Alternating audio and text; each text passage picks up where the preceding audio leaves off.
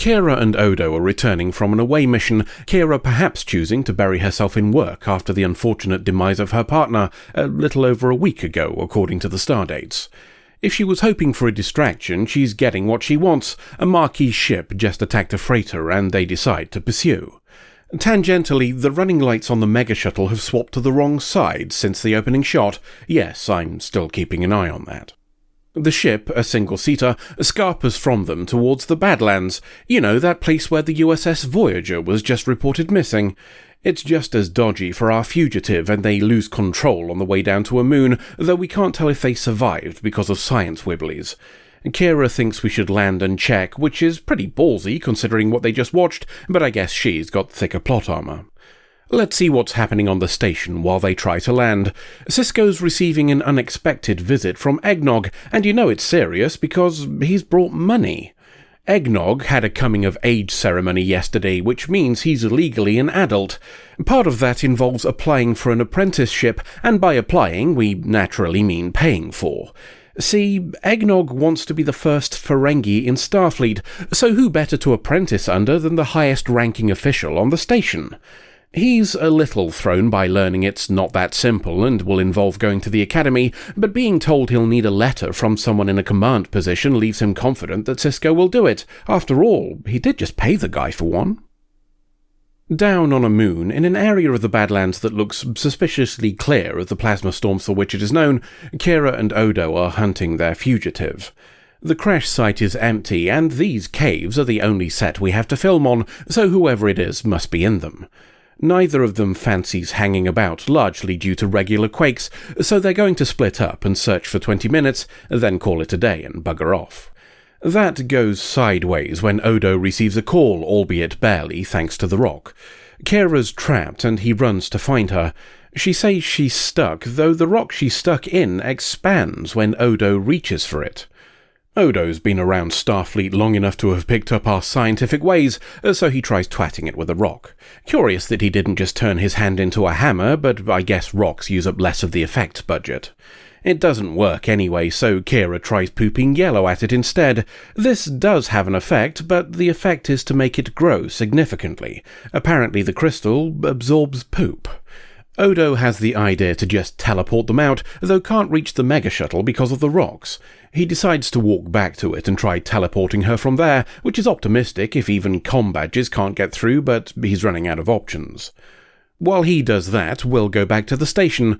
Rom's taking shit from Quark for a breakdown that wasn't his fault when Jake visits Eggnog. He thinks the joke about wanting to join Starfleet is hilarious, something that pisses Eggnog off when he learns Jake told his dad it wasn't serious. This is all news to Jake, as Eggnog's never expressed any interest before. He also won't talk about his reasons now, something that leaves Jake skeptical about the whole thing, but Eggnog refuses to say anything more.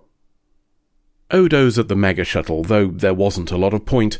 The teleport idea won't work, even with enhancers, so he's fired off a probe to let DS9 know what's happened. They should receive the message in a couple of days. That may be too late. Odo hears gunfire as he returns, and Kira says our fugitive showed up. Both of them had a little poop at each other, but neither of them can aim for shit. On the plus side, if the crystal keeps growing the way it has, Kira will have some natural armor next time. Back to the station we go, and Eggnog's grabbed hold of Sisko on the promenade to ask about that letter of recommendation. Sisko's blunt about Eggnog's history and his academic achievement.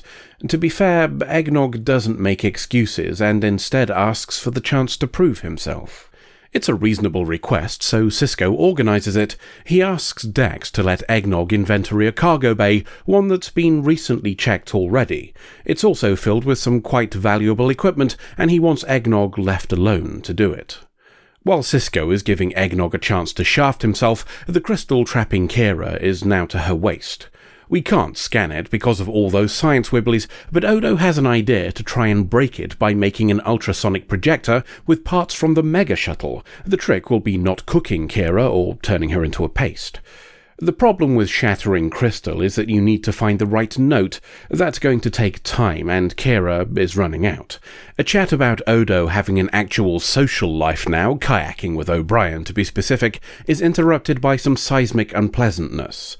At least Odo can turn himself into a goop umbrella to prevent Kira getting hit by falling rocks, something he must have learned since getting knocked out by one himself a couple of years back.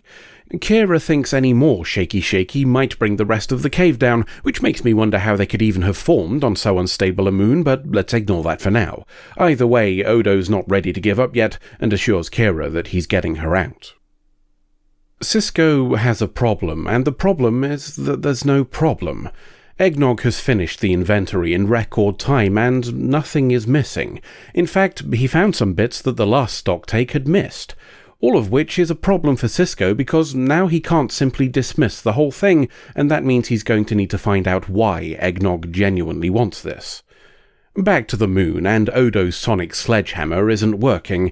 He doesn't understand why as he's been through all the variables, something that briefly kicks in his detective brain and makes him suspicious, but the end result is Kira still in crystal, and now it's up to her neck. Neither of them have any other ideas, so Kira decides it's time to call it a day and tries to order Odo to leave so he won't get hurt if the cave collapses. He responds by resigning on the spot so she can't order him. The resulting argument, her demanding to know why he won't leave, makes him reveal his secret, that he's in love with her. She surprises him by saying the same, which is odd behaviour for somebody who watched their lover die horribly last week, but maybe she's on the rebound or something. It's crunch time for Eggnog back on the station, and Sisko's called him into his office. He's decided against giving a letter of recommendation, saying he just doesn't think Eggnog would handle it. In fact, he's rather confrontational about it, and even goes so far as to call this whole thing just some scheme. It's a con, of course, pressure piled on to make Eggnog give the real reason for wanting to join Starfleet, and it works. Eggnog doesn't want to turn out like his dad. There's nothing wrong with Rom per se. In fact, he's a particularly skilled engineer. If he'd pursued that, he could have been very successful. But he didn't, because he's Ferengi, and Ferengi make money. Bollocks to that noise, thinks Eggnog. Why suck at something you don't like when there are so many other options out there? He's seen what the alternative did to his dad. All of which is what Sisko wanted to hear. He promises to send the letter in the morning, though warns Eggnog that it's no guarantee of success. He'll still have to pass on his own merit. Back to the moon we go to see how things are turning out. The answer is very badly indeed for Kira, as the crystal is up to her neck now. You'd expect Odo to be spending every possible second with her because of what she said, but he's instead been spending the time thinking about something. There are burn marks on the wall from where she says she was shot at earlier. A slight problem, they're in the wrong place for where she claims her attackers stood. And he started thinking about all of that because of her lying about loving him. She claims it's true, but Odo knows it isn't. You see, he watches people. He sees how they behave, can identify the tells that even they don't know they're making. He's very good at it, and Kira's never shown anything that would even hint at romantic affection for him. Kira tries to suggest she was just saying it to make him happy given the situation, and he calls bullshit for a second time. Kira would never lie about that, so the person he's talking to can't be Kira. A pointed gun convinces the imposter to reveal themselves, and we discover Kira was being played by Odetta this whole time. She compliments him on having figured it out and admits there was no Marquis, the person on the ship being her. This whole thing was a setup to take Kira from him, removing his strongest link to humanoids that he might leave them and rejoin the rest of the Founders. That he's still pointing the gun proves joining her probably isn't on the cards, and a threat makes her tell him that Kira is alive slightly further along the tunnel. Not that it'll do him any good, of course, as she'll never love him, and Odetta teleports away to make those her final words. What a bitch. Kira's fine and back on the station, her having been kept safely in a metal box while Odetta was pulling her shit. Odo explains what happened, that the whole thing was a plot, though tells her it could just as easily have been anyone else from DS9 he was with when it happened. Just as well it was Kira, though, as he was able to tell it wasn't her. You know, what with them being such good friends. Elsewhere, Quark is doing his nut. Eggnog joins Starfleet? That would make him a laughingstock, and he says it's not going to happen, right until Rom tells him to shut the fuck up. He's proud of Eggnog, perhaps being well aware of his own life choices, so we'll leave them to have a father-son moment, until the next adventure. First things first, then, and we'll deal with what I originally thought was an elephant, but have since revised my stance after giving it some thought. Kira is Odetta. The crystal is Odetta. So the point where Kira shoots the crystal is Odetta shooting Odetta. Even on a stun setting, that's going to do something, so why is she not only fine with it, but also able to convincingly change? It's not like these weapons have a zero-power mode. Except such a mode would actually make an element of sense. These aren't projectile weapons, they have no explosive propellant to create recoil, so generating a high-power discharge has no reason to make the weapon handle any differently to just a coherent beam of light. When you consider that, a low to no power option would be a good idea for training and target practice. These things are in use on ships and stations after all, so why risk practicing with them in a mode that could cause damage? We could ask the secondary question of why Odo didn't notice that Odetta was putting the weapon into a minimal power mode, but maybe that process looks and sounds the same as turning it up from an observer's point of view. That creates the tertiary question of whether Odo observes in more ways than a standard humanoid, but we're already so far into the rough by now that we should probably call a mulligan and move on. To the story itself, and we learn quite a lot about Odo in this one. Not that he has affection for Kira, of course, that's officially confirmed here, but it's not new, as we've had hints for quite some time. I'm talking about other things. For one, we learn the origin of his name. That it's a Bajoran twist of a Cardigan translation of a Bajoran word is perhaps appropriate for someone whose entire being is changeable. What's just as interesting, though, is that the Bajoran scientists chose to call him Odo after modifying it. Bajorans have their family name first, you will recall, so the informal term of address would have been Ital, not Odo. There's probably a whole conversation to be had there about why they didn't use the given name portion and what that says about how they viewed him, or possibly the mental gymnastics they performed themselves to keep experimenting on him. That would certainly tie in with him saying he believed himself to be nothing. Another nugget we're given is Odo using a platitude he picked up in a book to try and deal with the situation. He's mimicking the often bizarre and confusing social interplay of humanoids, and if you've been with the channel for a while, that might sound familiar to you. We've previously discussed the same phenomenon on our Voyager reviews, specifically the Doctor having a series of lessons on interaction that you could argue boil down to the parroting of phrases. Odo's doing something similar here, repeating phrases he's heard without quite understanding the purpose, though there is a certain symmetry in this being something that he did when he first met Kira during the occupation. The last little nugget about Odo, then, is in something he does rather than something he says.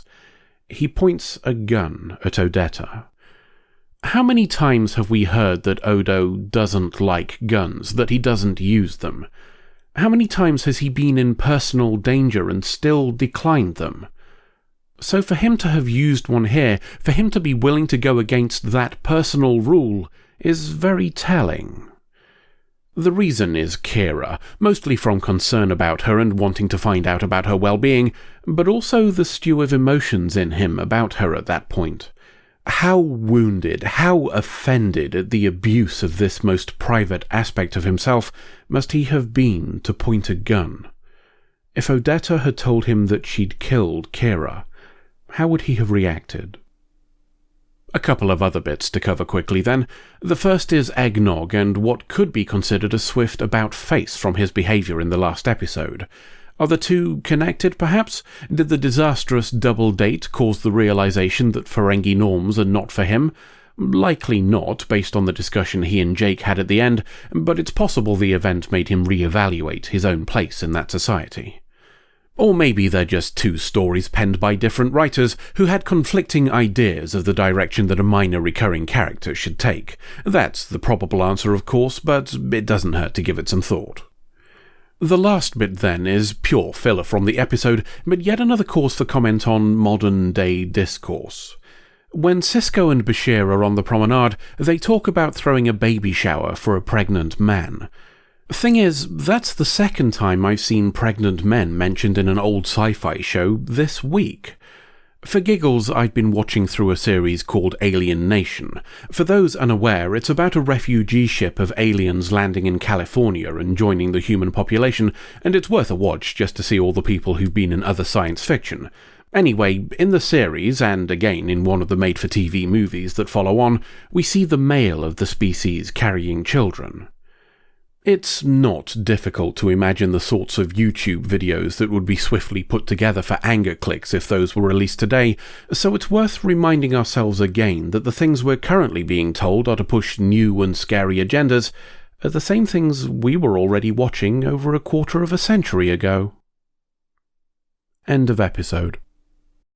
I didn't see him coming, all right. You were supposed to watch. I did watch. You're supposed to watch the door, not a TV. That's the whole point of watching. Otherwise, you're just decoration. Then you should have been more specific, shouldn't you? I can't be expected to know these things. I'm a dog. Are you really going to try telling me that dogs are a poor choice for early warning systems? That's literally what you were domesticated to do. I'm a space dog, dickhead. We were domesticated to eat table scraps and watch supermarkets sweep. I'd never even been outside till... Till what? Nothing. Wait a minute. You never did mention how you got on Voyager in the first place. Look, can we focus on getting out, please? We'll save that plot line for another series of credit skits. A wolf.